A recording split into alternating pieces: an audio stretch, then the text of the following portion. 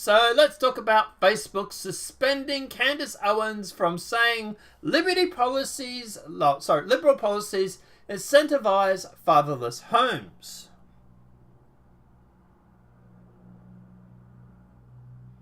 So when a black woman begins discussing the truth, which is that liberal policies have systemically ruined black homes, they censor. This is also written by Paul Joseph Watson too. God, he does his fair bit of right, doesn't he? Facebook has truly jumped the shark. The social media monopoly has suspended activist and commentator Candace Owens for the crime of claiming that liberal policies incentivize fatherless homes in the black community. Owens was hit with a 7-day ban for posting "Black America must wake up to the great liberal hoax. White supremacy is not a threat. Liberal supremacy is."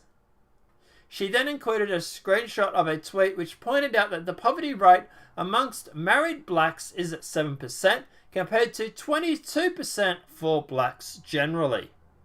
My at Facebook page has been suspended for 7 days for posting that white supremacy is not a threat to black America, as much of the father absence and killing and liberal policies and that incentivize it are, she tweeted.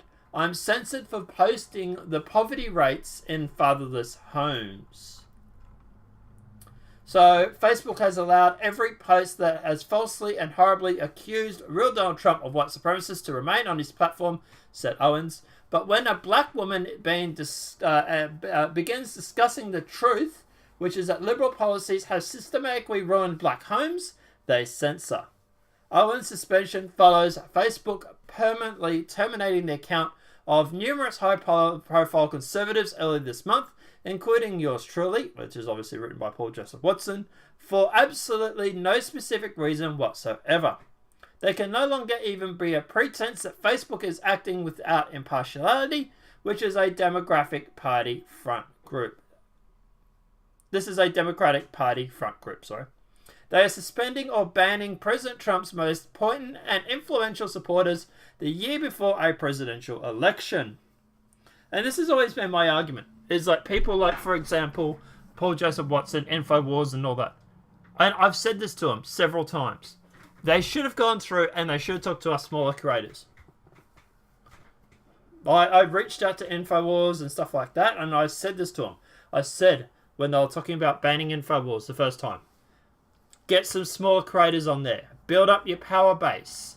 Get a whole bunch of people who are around you who have big numbers. Because at the moment, having the top 20 is great, but having the top 500 is impressive. And that's the thing, right? At the end of the day, it's not going to cost you subscribers if they find someone else to listen to. People that listen to me will go on and listen to other commentators as well. I do it myself.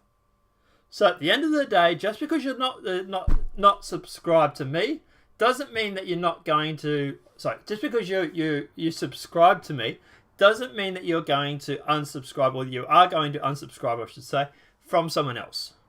So this whole argument of not sharing resources and stuff like that, it's ridiculous. It really, really is.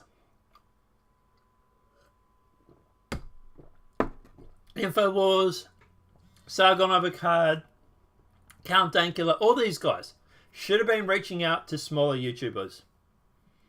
But they chose not to. And now now that those guys are falling, there's no one left to back them up. Because they've taken down the heavy hitters. Instead of taking down 50, they should have had to take down 500.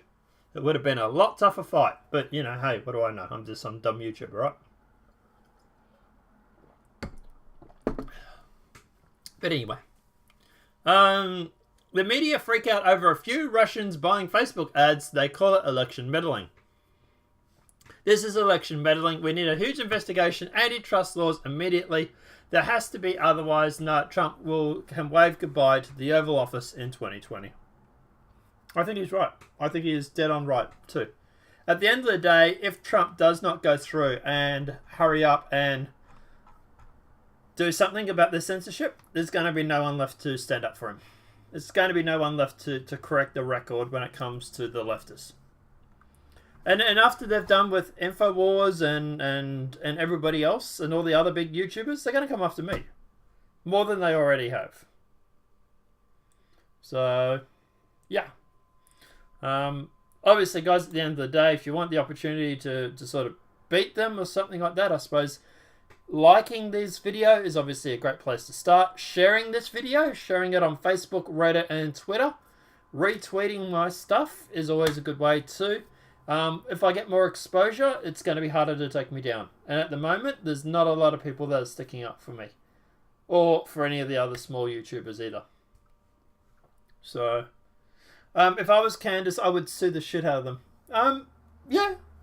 I don't know if she can. Like, you know, that private platform argument is actually valid.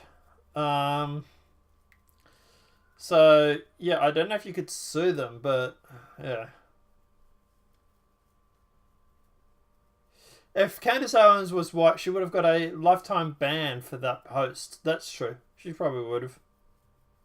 I think her black victim card is still somewhat valid in this situation. Not saying she uses it, but yeah, they do see her still as black. Following assault from social media on the center and right. Trump tip. First time for Google account was required to access the Android app market before it became Google Play.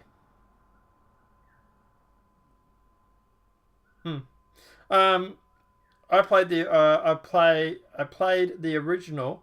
Oh, okay, yeah, no worries. All right, but yeah, apart from that, guys, look at the end of the day. What's my view on all this? Look, yeah, you're probably right. If at the end of the day she had been white, she probably would have been banned by now. Yeah, that was yeah, that we fixed that. That was yeah, up the top, guys, on the chat. Make sure that there's a drop down box and it says top chat or live chat, I think it is. Make sure you're on live chat, because that will actually go through and show you the whole lot. Yeah, exactly. But as for this, look, Candace Owens, I think she would have been banned if she was white. I think the black victimhood is still somewhat valid in this argument. Do I think that Facebook is banning her because it's her conservative values? Yeah, I think this is the end of the day. This is Facebook trying to push back against her because they want to make sure that at the end of the day that they don't have a voice. They don't have a way of fighting in 2020. And Trump does need to do something regarding this, and he is slowly. I really wish he would do something faster. But guys, let me know what your thoughts are in the comment section below.